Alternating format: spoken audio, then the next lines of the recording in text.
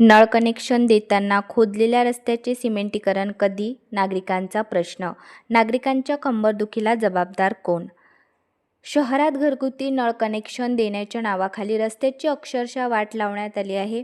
Cement रस्ते आडवे खोदले, pipe टाकले आणि नंतर त्या खड्ड्यावर माती टाकून प्रशासनाने हात झटकले. सिमेंटीकरण करणाऱ्या प्रशासन विसरते. परिणामी संपूर्ण शहरातील रस्ते खड्डेमय झाले आहेत. घरगुती नळ कनेक्शन देताना खोदलेल्या या आडव्या नाल्या आता वाहन चालकांसाठी त्रासदायक ठरत आहेत. सायकल, मोटरसायकल, तीनचाकी वाहन चालकांना प्रत्येक काही मिनिटांवर मोठे धक्के बसत आहेत. या धक्क्यांनी नागरिकांची कंबर अक्षरशः मोडण्याची वेळ आली आहे. अनेक जण गंभीर कंबरदुखीने त्रस्त आहेत. ज्येष्ठ नागरिक आणि अपंगांसाठी या रस्त्यावरून चालणे म्हणजे शिक्षा ठरली आहे. विशेष म्हणजे हे सर्व नगरपंचायत प्रशासन उघड्या डोळ्यांनी बघत आहे. मात्र आम्हाला त्यांचे देणेघेणे नाही अशी भूमिका त्यांनी घेतल्याचे चित्र दिसत आहे.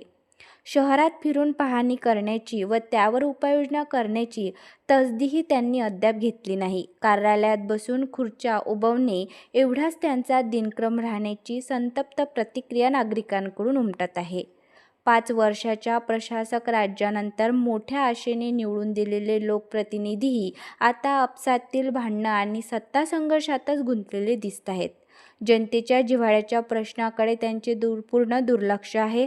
रस्त्याची दुरवस्था सुधारण्याऐवजी कोण कुणावर वरचढ याच राजकारणात त्यांचा वेळ जात आहे.